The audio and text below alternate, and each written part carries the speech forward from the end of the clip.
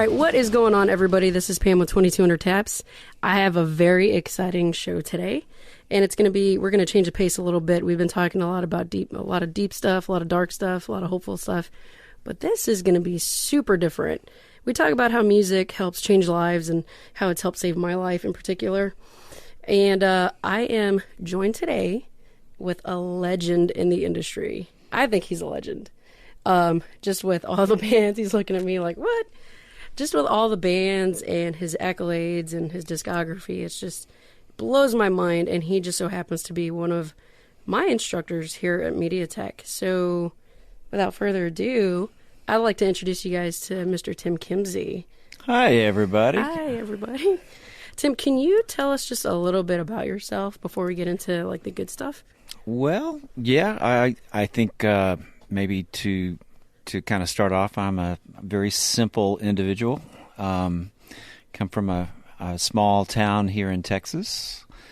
Always had the dream of, chasing dreams, which my dream growing up was being in the audio field as a recording engineer. I was a hopeful musician, but I discovered very quickly that probably wasn't going to pan out all that great.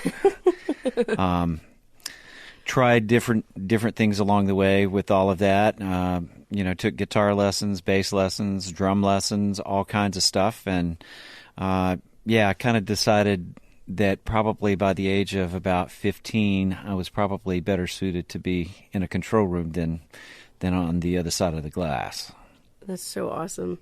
So what really drove you to being on the other side of the glass? Like your first experience, like what was that like to know like, hey man, I'm pushing a button and we're making some magic here? Well, I think for me, so I've got to go all the way back to about the age of 10 years old. Okay. Don't laugh at this, but when I was a kid, my mom saw that I had some vocal talent about me, so she got me introduced into a boys' choir. And no matter what you think about boys' choirs, that can get kind of rough and tough. I toured extensively for about 3 years, literally went around the world as a choir boy. Wow. And some of the experiences that I had as a choir boy was literally in studios. I didn't know what they were doing on the other side of the glass, but it looked really cool to me, and it looked like something that I could probably get involved with, even though I didn't have a clue as to what they were doing. Kind of fast forward just a little bit. By the time the voice had changed, no longer a choir boy, I was on a mission to kind of figure out what it was like to be in a control room. So probably by the time I was 17 or 18 years old, I was invited to go participate, shall we say, observe what that was like being in a recording session. It was pretty brutal because our days were, probably 12 to 14 hours. And that's me just sitting in a chair watching someone else do things. But wow. I discovered pretty quick that, I think I wanted to be a part of that. Wow. Now our listeners can't see you, but every time I look at you, I threw a name out of like Sarge before, but I want to call you Chief. Because you look like the saltiest, and that's a good thing. Okay. The saltiest person that... And we kind of curse on here sometimes, so you have to forgive me, but who knows his shit, who has a lot of years under his belt, yep. Who's not afraid to fail and get back up and keep going.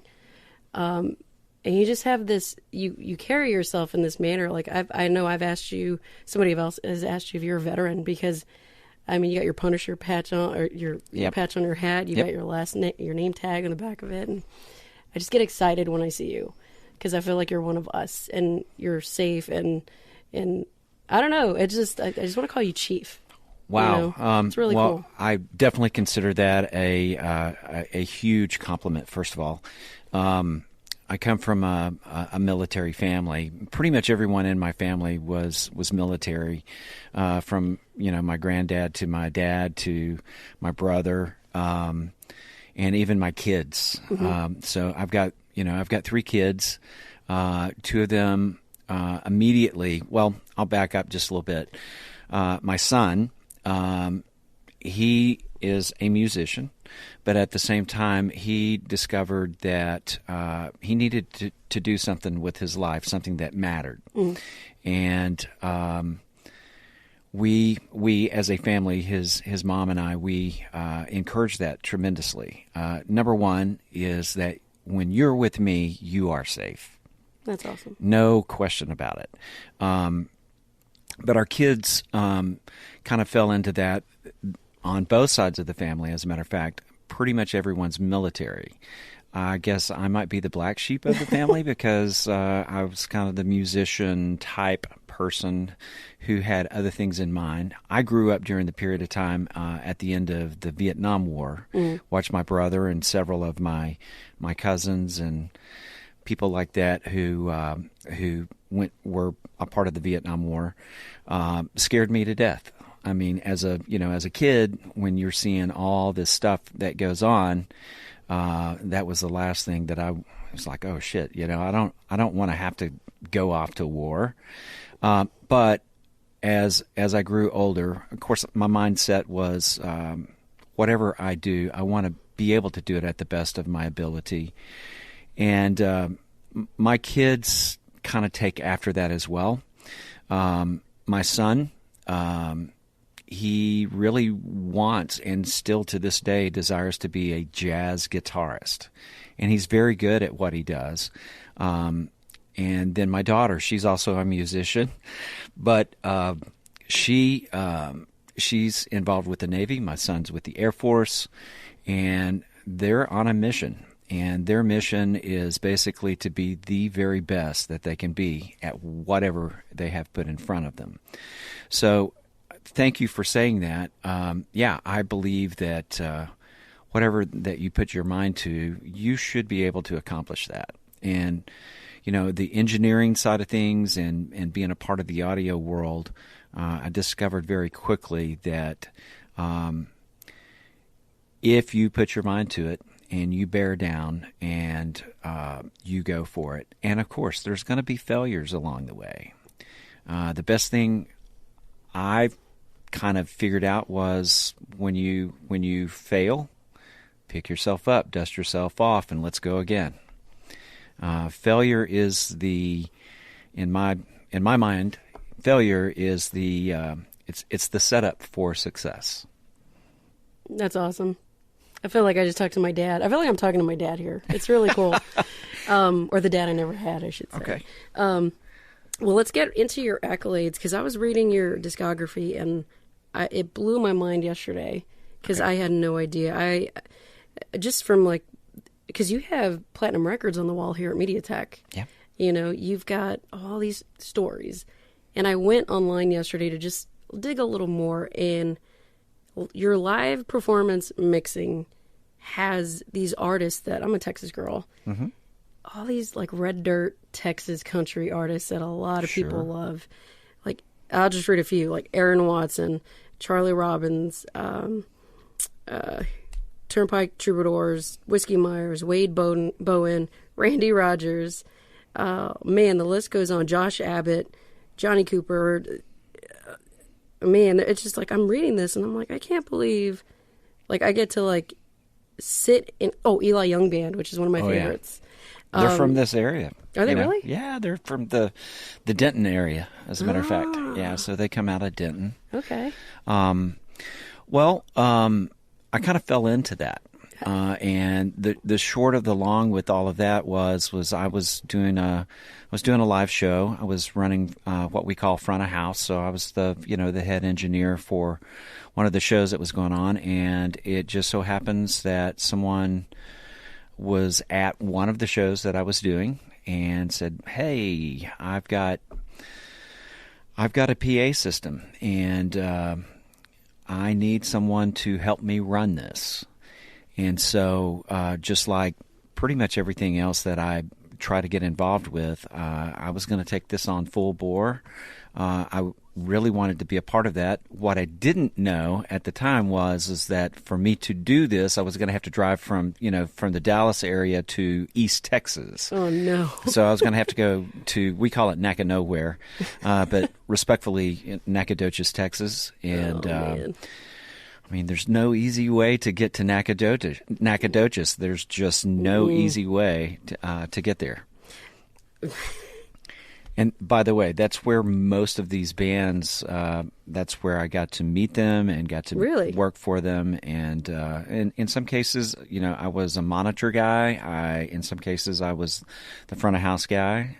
In some cases, I was just the guy who was like making for sure everyone was comfortable. Awesome. That's so awesome. I'm sorry. I'm just like fangirling over here because I love these guys so much. Yeah, they're every one of these guys. And, of course, I wouldn't have them on there if we had a hard time with one another, probably. But even with that being said, I think that there's a camaraderie out there that doesn't necessarily exist in any other genre. You have to understand that these guys are at the top of their list, are at the top of their game because they are very, very good at what they do. And so I consider that, a tremendous, just a tremendous thing to be asked, hey, do you want to be a part of this? And so I think it's fair to say that in some cases, I was kind of awestruck myself. It's like, hey, I get to do this? Sure, I'd love to do it. And I know Randy Rogers and Wade Bowen, they're like brothers. They, and they even did an album together. We saw them at the House of Blues in Dallas a few months ago together. Mm-hmm. They give each other so much crap on stage, but it's a friendly, brotherly, just dynamic, and that's so cool to hear on the inside that these guys are really. You already know that they're good at what they do, but to have that camaraderie and fellowship with each other to just make music, you know, and people happy. Yeah, absolutely. Not to cut you off, but no. That's one of the things. Hey, performers like to have fun, and a part of that is some of the jokester stuff that goes on amongst one another. I had, I believe it was the Eli Young band. Their front of house guy walked up to me. I was actually mixing for the opening act with all of that, and he walked up next to me and very candidly, very quietly was watching me finish up the opening act and everything. He goes, "You're an asshole, you know that?" Like, excuse me? What?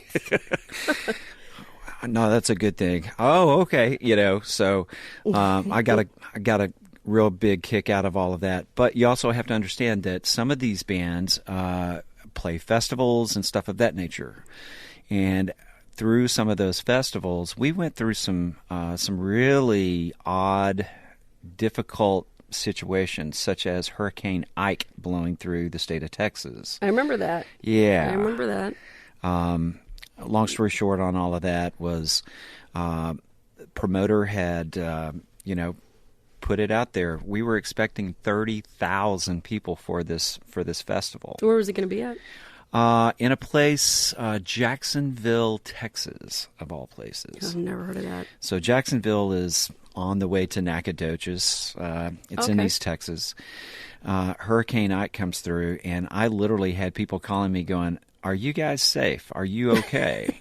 It's like, yeah, we're fine. I wouldn't be here if we weren't. The short of the long with that was that I'm not sure that the promoter was prepared for a hurricane to be blowing through East Texas. Gosh.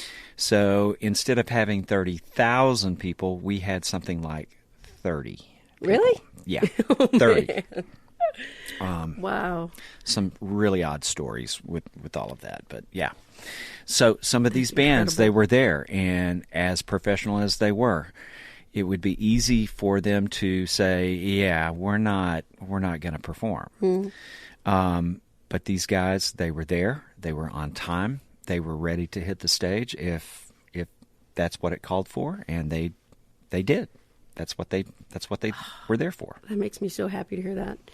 That's what I see. That's why I love, Texas country, like red dirt music. There's just something about it, and there's nothing like it, you know? Agreed.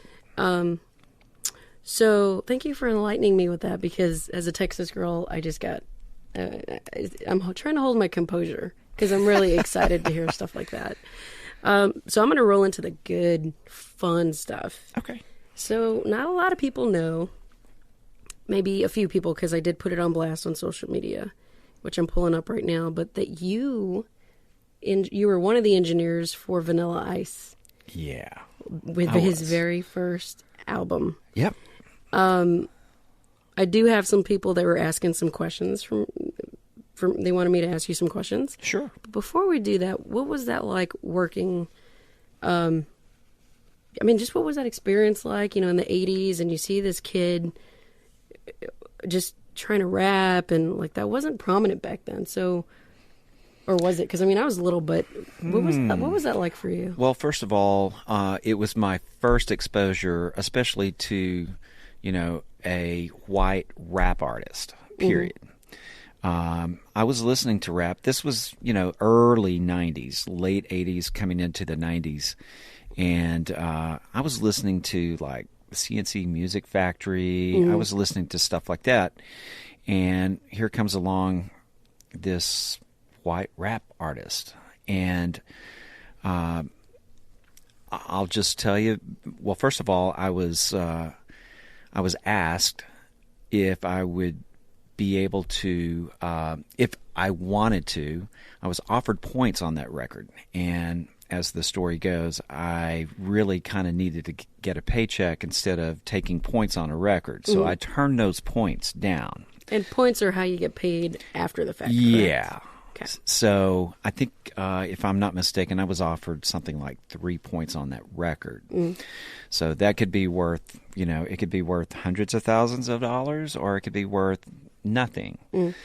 And the truth is, and I can't, you know, hindsight being what it is, I turned those points down. Had I not done that, who knows? I might be a millionaire by now. I don't know. God. I think he sold something like 21 million records worldwide. Oh, no. So 3 points on that, it's getting on up there. And yeah, so my paycheck for all of that pales in comparison to what it could have been. Yeah. Oh my gosh. So I'm actually curious if with the whole, like, you know, the beat was stolen from Queen and David Bowie, you know, Under Pressure. Oh, yeah. Did you, and I don't know what you can divulge, but when you first heard that, did you know what song it was right out the gate? Oh, sure.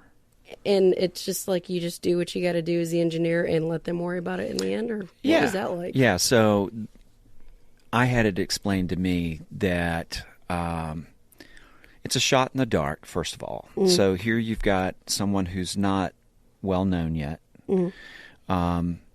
Yes, sampling back then was a little more difficult than it is today. Right. But yeah, I knew exactly what it was. Wasn't my axe to grind with any of that. If that's what you guys have got and that's what he's doing, so be it. My job was basically to capture the performance that he was doing. I had it explained to me a little bit later on that really kind of the way that this works is that you go ahead and do it. If it's a flop, well, no one's really going to worry about it. If it's a major success, you take the money that you make and you pay those guys, and they got paid handsomely for doing that. Oh my gosh. Well, that would have been something else to witness that in the studio, just him coming in, and I just have this vision of this kid with this big hair coming in and doing his thing. I hear he's local. He's from the Dallas area. Yeah, I think it's kind of all over the map. You know, I think he might say that he's from the Florida area, and there's no question that I'm sure he spent a great deal of time there. But yeah, he's from this area. I mean, he lived here we used to go out and sit in his car and listen to the mixes that we had done. Oh, wow. I think he's got a song out there, Rolling in My 5.0. Well, he had a 5.0 that we would go out and listen to stuff out in his car. I will say that probably the demeanor changed after the first, Ice Ice Baby. Once that had come out and had hit as big as it did, it was a little more difficult to get up close and close to him. Not everybody knows this. Yes, he had a second album that came out, of which I worked on that as well, and he was very difficult to please at that point. But he had lots of people working for him at the time. And I'm not saying me in particular, but we had. I've got to make mention of this lady. Her name was Gail Sky King, out of New York City, and the running joke. I was married at the time, still am, to the same lady, but the running joke was, Gail, if you weren't married and I wasn't married, I would marry you. This was one of the most awesome individuals as a programmer, as an engineer. We spent lots of time together in the studio working. Yeah, it was really, really fun. That's cool to build those relationships and find people like that, Haven't seen her since, but I know that she's out there doing great things, and learned so much from that lady. Well, I've got a couple questions from, I would say, our viewers, but yeah, our viewers, our listeners. This is kind of funny. Of course, the first question is, what brand of hair gel did he use? Oh, golly. I would have no clue. Never got that personal.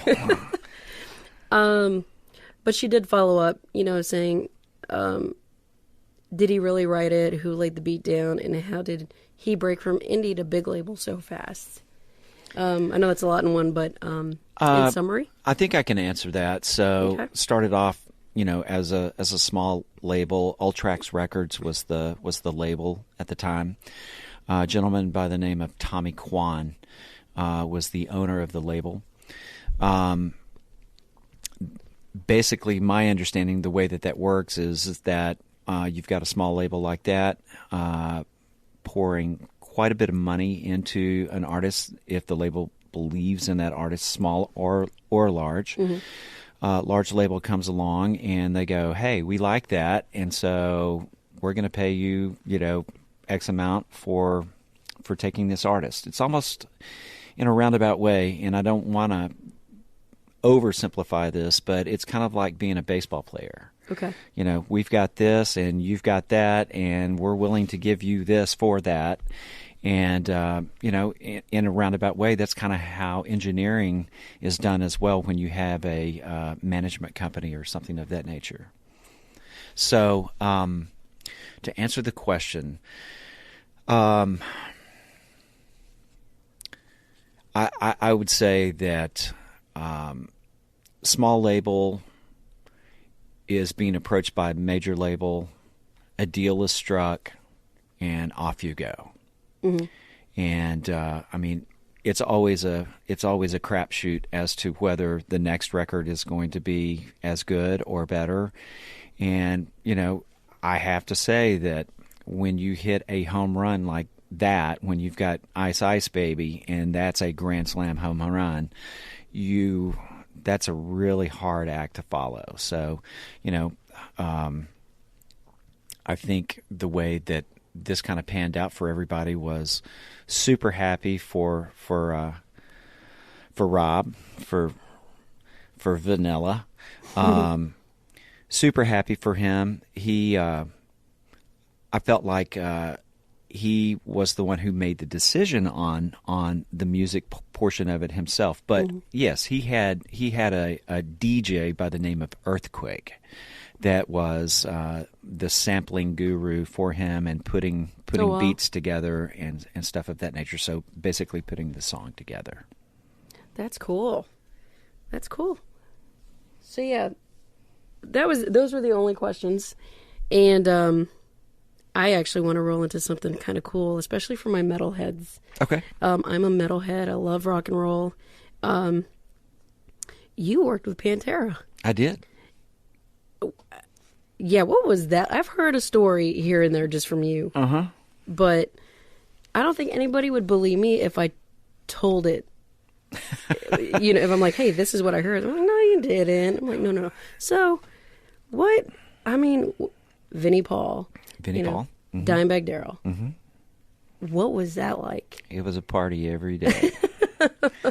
It was a freaking party every day. I wasn't prepared for that necessarily, but I was on right here in Dallas. Of course, these guys hail from the Arlington, Dallas, Fort Worth area, Pantego to be exact. But for us to get involved with that, and when I say us, I was teamed up with another guy by the name of Sterling Winfield, and Sterling has gone on to do great work with his career, with his background, so on and so forth. I was the older of the two, and the way that kind of worked was this was the Far Beyond Driven record. The record had already been started in Nashville, and I'm not real sure Nashville was prepared for those guys.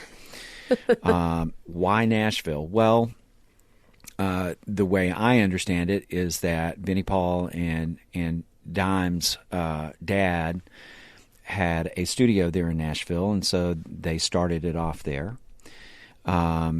It wasn't very long after maybe some tracks had been cut there that they made the decision that Nashville was not going to necessarily be able to keep them there. Mm-hmm. And I think a part of it, too, was they wanted to be home. They wanted to be in their own backyard doing whatever they were doing. That having been said, I also have to mention Terry Date. Terry Date, by far, may be one of the finest metal producers, metal engineers on the planet. Really? If you go and look this guy up, his laundry list of clientele, the bands that he's worked with are extremely impressive. And there's very good reason for all of that. He is excellent at what he does, but also he takes this extremely serious. And, I've got stories for days with all of that. But the way that Pantera used to roll was, look, if you're going to be a part of this, so it's not like I'm working for them. Once you start with that, you're either in or you're out. Mm-hmm. And that means partying, that means working, that means if we decide to take a break and go see a show somewhere, and when I say show, music show, which that happened quite a lot, or if, dare I say, if you're going to go to a nudie bar or something like that, or if they are going to go to a nudie bar, you're going to go too. So, again, a married guy, and one of the things that I noticed was that Terry Date would find a corner and get in it. So we would go to these places, whether it was a show or wherever it might be. Sometimes it was just, to go grab a bite to eat. Mm-hmm. But I mentioned this to Terry, and I go, how come every time we go somewhere, I can't find you? Where do you go? And he goes, I get in a corner, and I suggest as a married man, you do the same thing. I went, okay. He goes, you got to realize cameras are rolling. When these guys, Dimebag never went anywhere without that stinking camera. Really? There's footage out there that no one will ever see, I'm sure. But, yeah, I mean, it's years of footage. Yeah. That's incredible. Now, you did say that there's a lot of fun, a lot of partying and all that good stuff. Yep. Now, you told me, I don't know if we were in class or just talking about an incident that happened where you were working with them and they had a party. This is going. Yeah. And you got fired. Yeah. So technically I was working for Dallas Sound Lab, mm-hmm. and so was Sterling. And this was one of those we're gonna stop around 1 o'clock in the morning. Typically, our days consisted of show up at the studio around 3 o'clock in the afternoon, and we might be rolling out of there around 3 o'clock in the morning. So, a good 12-hour day. Lots of work took place during those 12 hours. You also have to remember, we were there for 7 months, and that was pretty much 7 days a week for 7 months. Wow. So, this was after a show. We wound up, I say we, so Sterling and I, we would always get in the truck with Dime to go wherever we were going to go. And from right down the street from where the Sound Lab was located, there was a music show taking place, and they wanted to go. And next thing we know, it's way after hours. The club had shut down. The event was over. And we had this entourage of about 30 people who showed back up at the studio. And if you can imagine, for two guys working for the studio, trying to keep tabs on everything and everybody that's going on, that's a chore. So all of that to say that literally around 7:30 in the morning, everyone had left, and I'm walking down the hallway of the studio, and I noticed that every gold and platinum record that was on the wall was gone. Dude. The first thing that I did was I called the manager of the studio, and got to give a shout out to this guy too. His name's Johnny Marshall. Johnny was studio manager for years, and he was my first go-to. It's like, dude, we've got a problem, and that problem is that every gold and platinum record that this place has ever had is gone. Oh my gosh! And I don't know where they are. Well, he immediately said, "All right, so your job now is to call the owner." And let him know what's up, and I'm going to call the police. Well, he did. I get on the phone with the owner. He comes down to the studio, and the police are there walking around, taking a look at each of the individual rooms. They've got to investigate, I guess, Right. I don't know what there is to investigate. The freaking records are gone. Mm-hmm. They're not here. So I guess Russell had enough time to kind of think about this, and in his mind, Sterling and I were there partying with everybody else. We really weren't. Mm-hmm. That's the honest-to-God truth. We were just trying to keep tabs on everything that was going on. If you can imagine, I mean, there was millions of dollars worth of equipment that was everywhere, and when you've got 30 people who are partying, you don't want things to happen to those. Well, this got past us, and Russell called Sterling and I into the office, and he goes, you guys, you're done. You're out of here. We both went home, slept on it. Of course, my thoughts were, well, what am I going to do now? I don't have a job now. But by 3 o'clock that same day, actually, so if I had left the studio around 7:30, 8 o'clock in the morning, by 3 o'clock that afternoon, I had my job back. And again, that has everything to do with Terry Date. And apparently, Daryl and Vinnie Paul stepped up to the plate, and they said, we will pull the record from the studio. We will not come back unless we've got those two guys back with us. Oh my gosh. So, we got our job back, and mysteriously those records showed back up a couple of days later, sitting out on the steps, all prim and proper. And so, it was just a shenanigan that was taking place. Was that the Far Beyond Driven record? It was. Oh my gosh. You see, and there's so many people out there that love that record. Oh, me. Can you imagine? Me included. Had they cut you guys from the record, and had not Vinny and Dimebag done what they did, it may not sound the way it sounds today. Just from that one I mean, I could be wrong, but I go to extremes when I think of stuff like this. Oh, sure. And just the fact that you two were on this record, you guys were mastering it, or you mastered it. Well, we didn't. Did you master we it? didn't master it. We didn't master it per se, but we definitely were a part of the team. And this is kind of hard to explain, but again, with Terry Date being at the helm of everything, so I literally would call him the mother hen of the group. With Sterling and I included in that. There were plenty of talks that Terry would have with everybody about, you don't drink and drive, you don't get out and do shit that's going to get you killed. Right. And, by the way, guys, whether you are involved in an accident or not, if you hurt somebody, the game is over at that point. That's how serious this was. So I have to say that my role and Sterling's role was basically keeping everything on point so that we could move forward. It would be super easy to want to be in party mode and not get anything done. Right. But time is money. They definitely understood that. We had, gosh, dare I say, it's probably the most fun I've ever had in the studio. Learned how to drink really, really heavily, but we had to.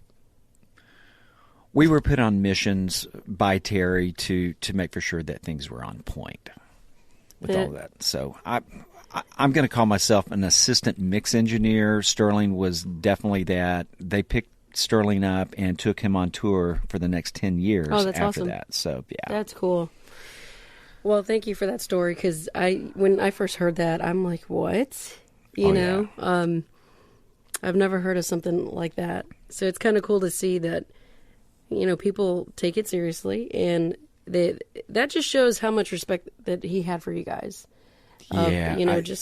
And it wasn't always that way. I mean, when the band first got there, this is no joke either. Basically, Terry was like, we don't need these guys here. I got this, But it was Dimebag and Benny Paul that went, these guys need to be here. They need to be here. So I owe them a huge, huge thank you. Got all kinds of shenanigans that went on with that. My wife would buy me these nice button-down shirts, and Daryl would come in and rip the pockets off of them.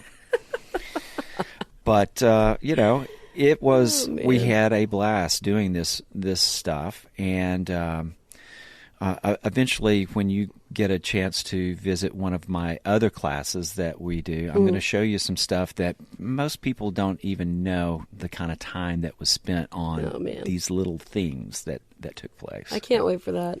This is so cool. I can't wait for that. So I'm going to switch gears a little bit too, because as I'm listening to you talk and I'm looking at you, like right behind you in the studio is a picture of Stevie Ray Vaughan and his brother. And I know you've shared with us your stories with him and who your roommate was and stuff. And what was your first experience like with Stevie and those guys, and even to the point where he ended up getting killed? Wow. So for me, it was so surreal. Because during the making of Family Style with Jimmy and Stevie, I wasn't necessarily on the session, but we broke bread together every day. And once again, thanks to Russell Whitaker, who had enough insight to kind of go, look, I've got all these different sessions going on at the studio, different rooms, things going on, but every evening Russell would come in and he would order, like this huge platters of food, and it was for everyone to come together and have dinner together. This was before I was married. I wound up getting married during while all this was going on. My roommate prior to me being married was the monitor guy for Stevie. So he was on tour when the accident happened, and I remember like it was yesterday. My wife came home. She actually worked for Sony Music at the time, and she came home and was very upset. I'm going, what's wrong with you? And she goes, you haven't heard, have you? I go, no. What's up? She said, well, Stevie Ray Vaughan is deceased now. He died. And I'm thinking, what is going on? That having been said, she proceeded to tell me that he was in a helicopter crash. And I talked to my former roommate, and he told me, he goes, you guys learned about this before we did. He was out on tour with them, and they had already headed over to the next venue for Stevie to perform at, and he goes, we didn't know. And so all we knew is we arrived there, and management came up and said, pack your bags, you're going home. And so that just kind of became very surreal. And the truth is, behind all of that, we had just had a record release party at Dallas Sound Lab, like literally a couple of days prior to that happening. Mm-hmm. So there were still Texas flags and banners up in the studio. For him? For him. Which record was that? Family Style. Family Style? Mm-hmm. And so, that's kind of creepy. Yeah, it was very surreal. Oh. It was a very, very sad day because, literally my wife loved Stevie Ray. Mm-hmm. I love Stevie Ray. My kids grew up in the womb. They were listening to Stevie Ray most of being in the womb. That was something that we did. Wow. And I actually grew up to Stevie Ray Vaughan. Mm-hmm. By then, I think his Greatest Hits album came out. Okay.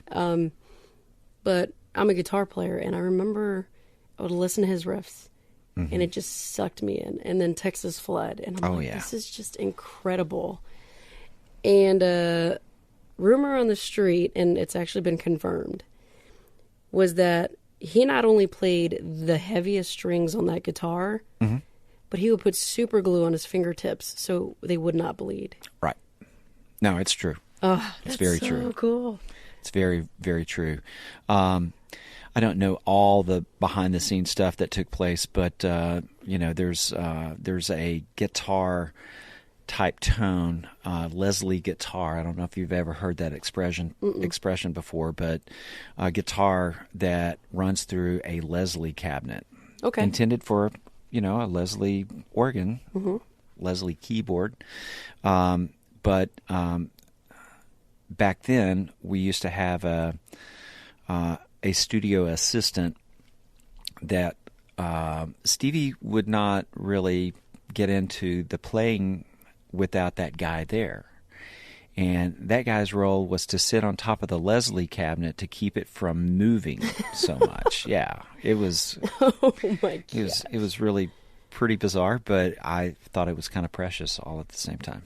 And I think that's because I haven't heard anybody that is out there to really capture that sound. Like, people have tried, and I've seen some young people play his riffs, mm-hmm. and it's not the sound, but it sounds amazing. It's just not his sound. Yep. And to know that he played with the heaviest gauge strings he could use, mm-hmm. and was super glue, mm-hmm. like, that blew my mind. Well, that was amazing. I think, if you go back and you take a look at some of the live performances that are out there, he's very physical with that guitar. Mm-hmm. He is extremely physical. And I think that's the difference. This is just my personal take on things, but bone structure, how big your fingers are, the kind of pressure that you put on them, so on and so forth, equates to that tonality and the way that that instrument is played. I haven't. There's lots of great blues guitarists out there, but no one that's ever come close to that. Yeah, I'm right there. And I think there's a Stevie Ray tribute band, a local one, and I'd like to go see them just to see. Sure. And maybe kind of see what it may have been like to see him live, even though it's not him. Yeah. Just get a feel. But thank you for that story. And we're about to wrap up here in a little bit, but there is one last story I really would love the listeners to hear. And it's kind of why I really wanted you on this podcast, which thank you so much, by the way, for being here. Oh, my pleasure. Thank you for having me. Sure. Of course. You're a Grammy-nominated engineer. Yep. You have been in the spot that I am hoping to be in one day. I hope you are too. Oh, thank you. Well, I'm learning from you, so that's a good start. But I know you were sharing with us a little bit about Kirk Franklin and how that led you up to that nomination. Sure. How did that happen again? How did you... I know it was just kind of by... It was. I fell into it. Again, at the end of the day, it comes down to relationships. And it comes down to, as I've said in class before, I don't believe in luck. Luck is being prepared to take advantage of the situation when it comes about. And the truth is I had just wrapped up a metal record with Merciful Fate. And so, for those of you out there who are into what I call gothic metal, again, these guys are super professional. It was a whole different thing. But I had walked away from the metal scene mainly because I had some personal things that I didn't want to be exposed.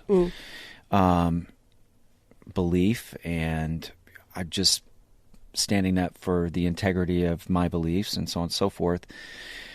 The short of the long with all of that was I had kind of put my foot down with the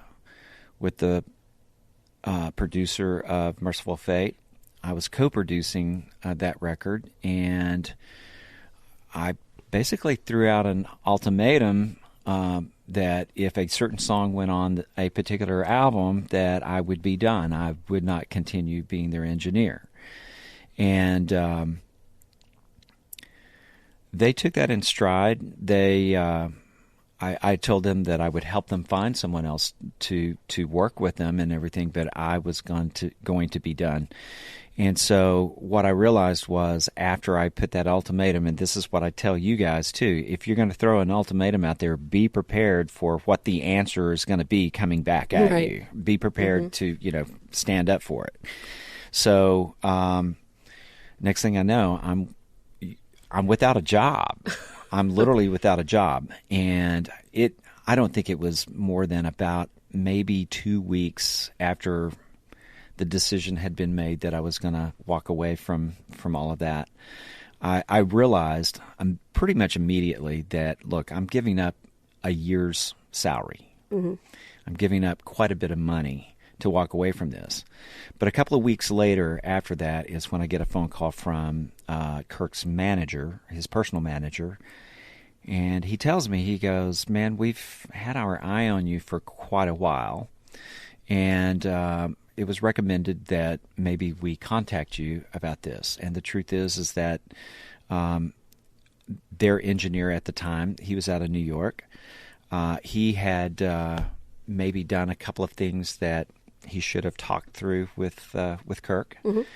And that got him released off of that record, and they were looking for someone. So I took that. It was like a sign from God above. It was like, man, this is awesome. I get to step from this over here to something that, quite honestly, I was darn excited about. It was like, this is freaking Kirk Franklin. This is kind of a big deal. So to kind of fast forward with all of that, went through the New Nation record with them. I was one of literally 13 engineers on that record. Wow. And I've got to throw this out there. So what I didn't realize when all of this was going on was that there were 3 different mix engineers on that record, and it was all happening at the same time. My job, so they fly me to Los Angeles. I'm there for about a month, and my job was to put that record back together. Oh, wow. It was in pieces. And so I put that record back together, and which also got me, it got me to the point to where it's like, so while you're here, let's go ahead and have you mix the whole album. Well, there were 2 other people who mixed that whole album at various stages. And job is done. I'm back home, and I get a phone call from another guy by the name of John Congleton, who was my A2 on some of the Kirk stuff. He goes, hey, man, and you got to also imagine this is like early stages of internet, early stages of cell phones. It's in the 90s? Yeah. Yeah. It was the late 90s. Late 90s, yeah. But he goes, man, you got to check this out. You're all over the internet. And I'm going, I don't know what you're talking about. He goes, no, this is a good thing. Next thing I know is I've got an invitation to show up for the Grammy Awards. And gosh, it happened really fast. It happened again, very surreal. It's like, how can this Texas podunk small town boy get nominated for something like that? And I think it had everything to do with relationships. I think it had everything to do with being right place, right time, really ready to go with all of it. And you also got to remember that I've got a huge passion for the art of engineering and being a recording engineer, being a producer. All of the things that we aspire to want to be, I got thrust into it. And it was a tremendous amount of fun. And like I said, I wasn't expecting it. By the way, this guy, John Congleton, who called me, he's like, we don't do this. We don't do it for the accolades. We do it because we love what we do. And he's right on target with all of that. And a couple of years ago, he was also not only nominated, but won. I want to say it was like Producer of the Year on a record that he had done. That's so cool. Yeah. And so like John he's a dear friend of mine and doing great things. He moved from Dallas. He lives in Los Angeles now and just kicking ass at everything that he does. He's all over the place. Oh, that just makes my heart melt. Because you told us, I remember, not word for word, or verbatim, it was just more of, you told us about the Vanilla Ice incident, about not taking the points. Yep. And you kind of just wrapped it up into one ball and you said, never miss an opportunity. Yeah. Don't ever miss these opportunities. Mm-hmm. And when you share that story about Kurt, I feel like you really learned that this was an opportunity. Sure. And to go to, you were married and had a family at the time, right? Mm-hmm. And you went to LA to do this and to put it back together. Mm-hmm. And was that Analog Days or was Pro Tools already coming out? That was Analog Days. That was Analog Days. And, well, the short of the long on that one is that I was given the ability.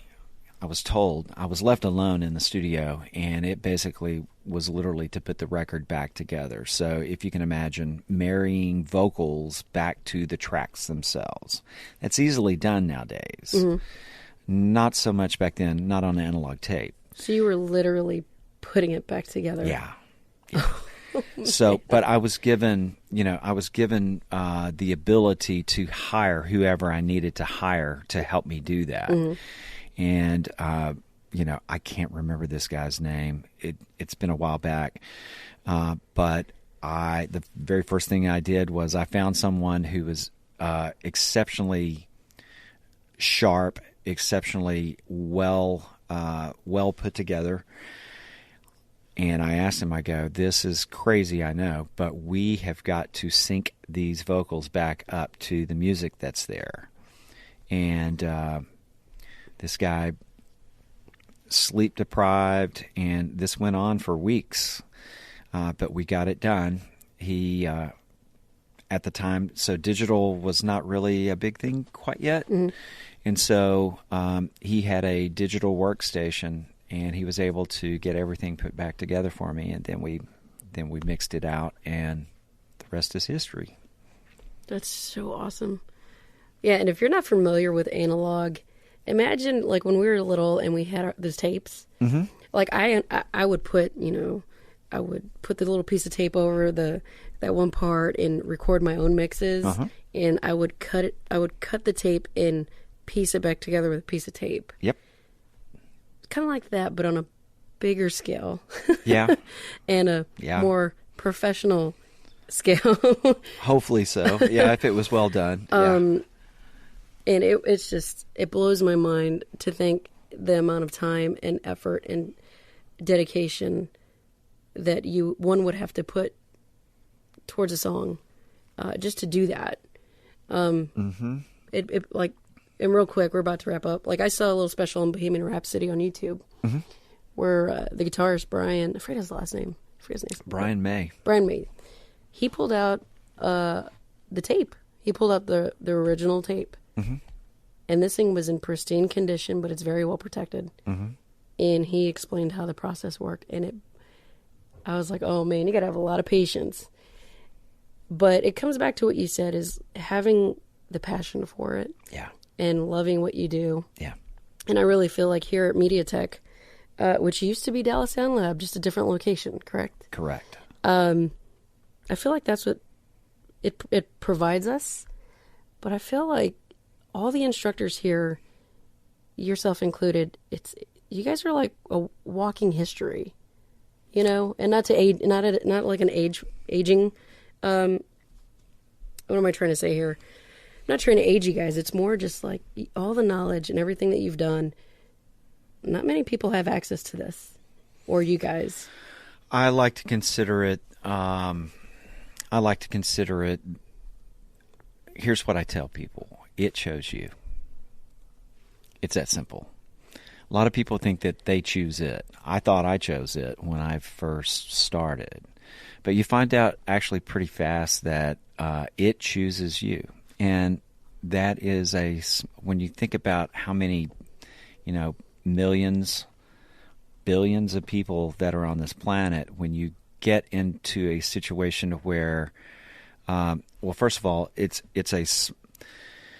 a big world, but the world that we live in is pretty small when you start thinking about it. Mm-hmm.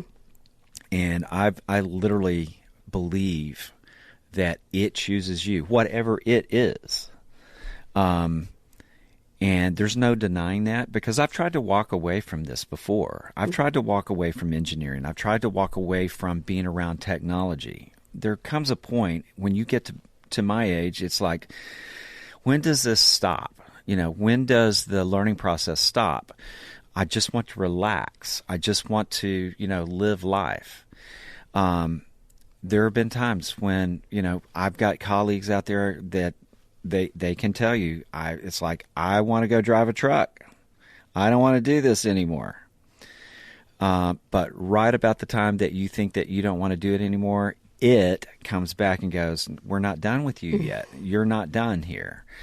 And so I really think the biggest part of this is embracing whatever it is that you do, whether it's being a mechanic or being a recording engineer, when you are called to do that sort of thing. And by the way, this is one of the things that my son has learned.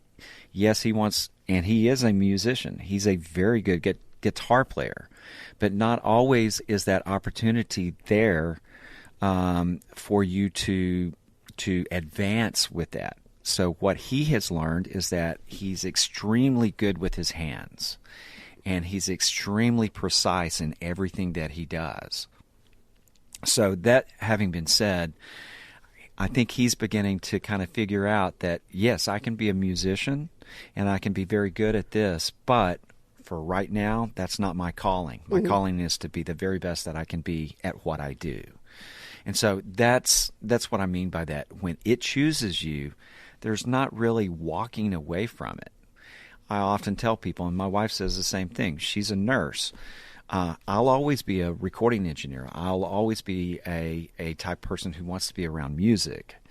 But there may come a day where I need to hand that baton over to the younger generations that are coming up through the field of recording, and hand that over to them and give them ammunition to work with. And so that's kind of why I'm here as a teacher. It's not because of anything other than I realize that there comes a time where it's like, take that knowledge, because back in the day when I first started, it's like everything that you learn, you keep that really close to you. This is ours. We've invested this time in you, and it doesn't need to go anywhere else. Times have changed with all of that. And so we get to the point now to where it's like, yeah, share that information, hand that over, because that's going to give someone else an opportunity to advance their careers and to advance in their passion of what they do. And so that's honestly one of the biggest reasons why I'm here, is that I've got to live a dream. It literally is a dream that has come true. Do we ever reach our goals? I don't think so, because I think the goals keep changing, throughout time. So, with that in mind, yeah, there's been times when I've wanted to just put it down and walk away, but I don't think that will, it's not ever going to completely go away. I feel like I just got taken to church. Well, I just want to thank you again for all that you do. Well, thank you. Because these podcasts and the whole purpose of my business of 2200 Taps is putting music to people's stories. Sure. And because music is very healing. Yes. And as I sit here with you and I think about that, it's like music can't happen unless we've got people like you in those spots with the trained ears to merge with the artists to bring this thing to life. And I always tell people it's like having a baby. It's like making a baby. Because you don't know what it's going to look like when it's there, but you know it's going to be beautiful when it is. Absolutely. And music helped save my life 5.5 years ago, because someone chose to share their story through music. And every guest I've had on these podcasts, music has helped either save their life or impacted their life in one way or another. And I can honestly say Stevie Vaughn, when I was a little kid, he helped me in those really shitty times. Oh, yeah. And from my heart to yours, thank you for that. Oh, well, for thank being you able to capture that. Well, thank you for, acknowledging that. I think music is the universal language. It's the one thing that crosses every barrier that's out there. And it doesn't matter what genre it is. If it touches somebody, especially if it touches them in a healing way or in a way that is a positive direction, that it crosses all barriers. It is the kind of thing that I'm still learning. As an engineer, I continue to learn. But that being said, one of the things that I learned maybe 4 years ago was that I had a proclivity to write music. Who would have ever thunk? Well, I had a lot of naysayers around me. This was a very serious thing that was taking place, of which at some point I'm going to share with you guys in class. Cool. But, a documentary that was done. I, too, like to tell people's stories. It comes from a different angle, but it allows me to be a voice for them that they can't be for themselves. They're not going to go out, they're not going to go out, look at what we get to do, but I get to do that with people. It's like, take a look at this guy over here. He's not getting rich by what he does, but you know what? He whistles on his way to work every day. He enjoys what he does. And this is one of the things that I've started really honing in on and really started to think very heavily about. So if my ears went away tomorrow, and let's say, I've got tinnitus and I can't be an engineer anymore. One of the things that I love to do is sit down and figure out how I'm going to create something that is going to touch somebody somehow, some way. And so, I'm learning that I didn't know I had this in me, but man, I love doing it. I love getting the opportunity to kind of go, I'm not writing notes down. I'm not, I don't have a staff that I'm writing these notes out on, but I have my ways of doing this. And luckily for me, there's a few other people out there who kind of went, there's something to what you're doing that we would like to, maybe put to use along the way. And so I'm enjoying it a whole bunch. Well, thank you again. That's awesome. And I personally can't wait for that. So before we close up, where can people find you? Like on social media or something? Where can people find you and your projects and stuff? Well, I have to admit that I haven't been a good boy when it comes to keeping up with the website and stuff of that nature. That's on my bucket list of things that need to happen. I do have a website out there. It's timkimsey.com. Social media, Facebook, Twitter, I've got all of those out there. Right now, still my go-to is probably Facebook, putting pictures and stories and things out there. I have lots of friends who go, man, you sure do take a lot of selfies of yourself, and it's like, guys, quit. It's not that I have fans or anything, but I do have to put myself out there if I'm going to stay employed, if I'm going to stay in the know. I kind of need to do that from time to time. But Timothy Kimsey on Facebook. Yeah, you can find me out there. And gosh, I don't want to toot my own horn, but somehow, some way, somebody figured out that I could have a Wikipedia page too. So that's out there too. So yeah, I need to jump on that. I don't know who. I kind of know who did it, but oh gosh, I got to read what's in there. Cool. Well, we are done here, and you guys, I really hope that this episode helped inspire you. This one's a very family-friendly episode, because the other ones are not really suitable for children, or even some adults, because I've had people say, I don't want to hear that just yet, because we talk about the shit that nobody wants to talk about. Yeah. That's why I felt like just having a more lighthearted episode with somebody of your background would help lighten the mood. And I really hope this episode impacts somebody out there. Yeah. I think it will, because I know I'm just like fascinated at what we just did. Well, thank you for having me. And I thought of one thing that might be fun for you guys, and that would be, right now it's just out on YouTube, but that's Audio Knuckle Busters. Yes. Audio Knuckle Busters. We try to keep that family friendly. And I told my group of Audio Knuckle Busters, I go, we're not going to cuss on this thing, and I was the first one who did it. And so anyhow, that having been said, there's lots of cool stuff. We don't talk technical, we just talk lifestyle. It's a lifestyle. Man, see, and I haven't really cursed a lot on this podcast. My episode where I told my story, it was like somebody needed to get some dish soap, because it would not stop coming out. But I was in the moment, and I was feeling it, and I do curse like a sailor when I'm in those moments. But I'm a good girl today. Yeah, we all have colorful language from time to time. We do, and I really love colorful language, apparently. I do too.